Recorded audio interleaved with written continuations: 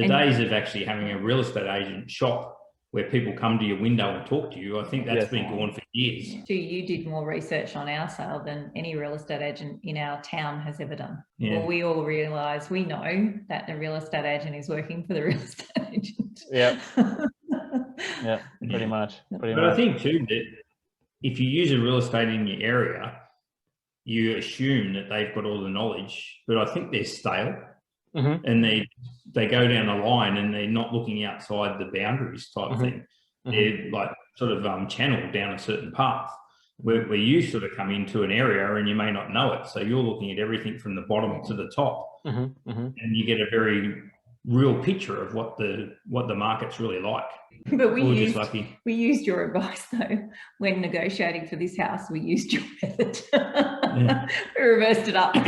It works just as well in reverse. It really does. Super happy. So thank you for your help with that. I really appreciated that. You went above and beyond there. You had no obligation to do that. So we were a bit panicked. You made us feel a bit more confident about that. So that was good. Yeah, well, we'd had some bad experiences both buying and selling in the past, and we had a couple of agents around, and then when they gave us what their commission was going to be, we just thought it was outrageous to sort of pay that much money, because they're not doing any more for a high value house than they're doing for a lower or medium value house, but the commission has skyrocketed for the same job. So, and we thought, well, we could have that money in our pocket to invest in our future rather than hand it over for someone else. And we also, if you talk about bad experiences that pushed us to move away from real estate agents, we've been on a buying and a selling side. So on a buying side, we had an agent tell us what the seller wanted. So to me, immediately, like, that's just not working. He's not working for the right person there. The person paying his bills is being undersold by him. So we had that experience. And then we'd also had an agent pigeonhole our house basically based on what the buyer could afford. So tell us a value based on what he knew someone could buy it for. So we had that experience as well. And we just very disheartened with the lack of integrity in real estate these days. So that's where we started. We started with that because we thought, well, geez, we're a bit sick of this. And then knew that we could do it ourselves just as well. But then we lost a bit of confidence with, you know how you say, yep, we can do that. It's easy. And then you sit back and you think, oh, hang on a minute, I don't know how to do this. And what will I say if people do this? And so we needed something else. We did investigate other avenues, like, do you know, there's internet things where you can pay and they'll send you a sign, but there's not enough support, and we didn't know well enough. And I don't think we could have achieved what we achieved without support. No. We needed that. So your method and your option comes in way above hanging on a cliff by yourself, not really knowing what to do, and trusting someone that you don't trust. So that's why we look for something different. Okay. And you were something different. Okay. Well, our concerns were more not about us being able to sell the house, but more the reaction from the buyers when they didn't have a real estate agent to talk to. But it was a pretty positive thing from, like, all the buyers were pretty glad that they didn't have to deal with a real estate agent. And like when they rang, they were talking to the owners and they asked the question and they got an answer back pretty soon after they answered. They didn't have to wait a day or whatever like that. So all of our feedback from the people who came to the house was that, oh, thank God there's no real estate agent. So I don't know why. I don't know whether they'd been in the hunt for a while and there was a bit of shock too. Like, people would come in and we'd say, hi, how are you? And, you know, my name's Kylie. And they'd sort of look around and they'd say, you're the owner? And we'd go, yeah, we are actually. And, you know, then we'd launch into things about the house, and you could just see a bit of relief. So our concerns were gone, because that was our real main concern, that we thought buyers might be put off by no real estate agent. But yeah, it turns out the opposite was true.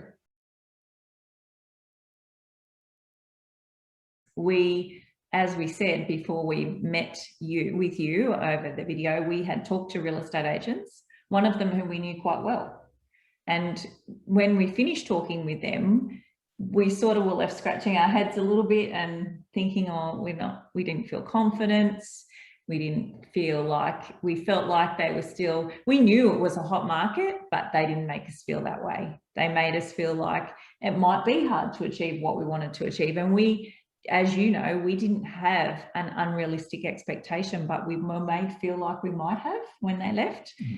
We felt uncertain and we lost a little bit of confidence in ourselves, which is weird for me because we're pretty confident people. But yeah, you just brought that back. When we spoke to you, we felt more like we were back in the driver's seat again and we could make choices that we wanted to make, but we also had your advice and you made it pretty clear right from the start that whatever you gave to us, we could take or leave. But, you know, obviously if you're a smart cookie, you're going to listen to someone who knows what they're talking about. But, you know, sometimes when people say things to you, if you don't feel comfortable, or we're pretty good at reading people's character, you know, we've got years under our belt, we sort of know, and we go with feel with people. We did the same with our pool that we've just signed up for. It's not always about money, it's always about how you feel about people and how you interact with them and if you trust them or not. And from our first meeting with you, we trusted you, we felt you had integrity, and we believed what you said. Okay. So that sold it to us. Okay. But we sort of went through the list of things, like if we were going to sell it ourselves, and like we knew that we needed to get it on the internet because that's where most people go shopping for houses anyway. And everything wasn't as easy when you were trying to do it by yourself. It's not as easy as you think. But then when we spoke to you, then when you said, oh, you look after you'll send a photographer around to do the photos and we'll get the right photos and you'll get it listed for us and all this sort of stuff. And it'll even be cheaper going through you than if we tried to do it ourselves. And so all the little things that we found was going to be a little bit tricky selling it ourselves become easy. You took care of that when we were with you. Yeah. Mm-hmm, mm-hmm. Yeah. When we hung up the phone, we had no concerns. None. Okay, great, great. We thought like we had control over the whole way it went, and we're a bit sort of hesitant about the negotiation thing because like we hate haggling about even when we go and buy a car and stuff like that. And but obviously when you're talking about like money and when you're talking about that much money, it's a big deal. And but the people were really friendly, and I think they appreciated it that they were dealing with us rather than they give a number to the real estate agent, and who knows what the real estate agent's actually passing on to you. It could be the right figure, it could be a different figure, and because you don't know in the middle what's going on between yourself, the real estate agent, and them and the buyers. But the buyers knew exactly what was going on because they were dealing with us direct. And we answered them. We made sure, and we do want to say that too, and I think it might come in a bit later, but we understood because you made us understand from the start that we had to be involved, we had to be accessible to people, we had to answer people's questions, and we did that. We made sure we were there for when we were needed. So, and I don't think you get that from a real estate agent. You know, they might have 50 houses to sell. We only had one, and it's the one that we cared about. So, and we know everything about that property. So we could answer every question. There was nothing we couldn't answer, and even things that we needed to find out, we found out. There was no issue, and we loved it. We loved getting to know the people. We were very lucky that the people who came through our property were lovely, and I think we took the time to we gave them their space and we let them wander around. And I don't know if you remember, but the day we were supposed to have our open house, I was very nervous.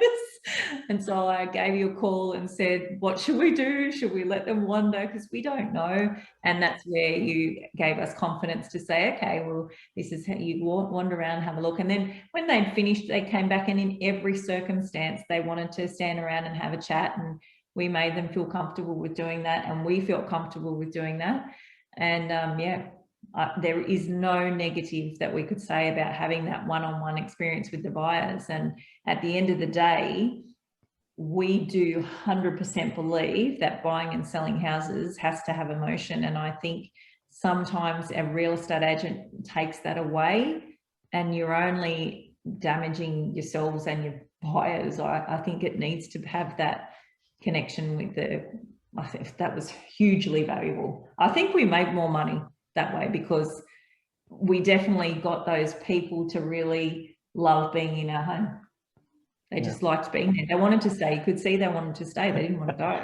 Half the time we were like, oh God, the next people are turning up. Yeah. Stop talking.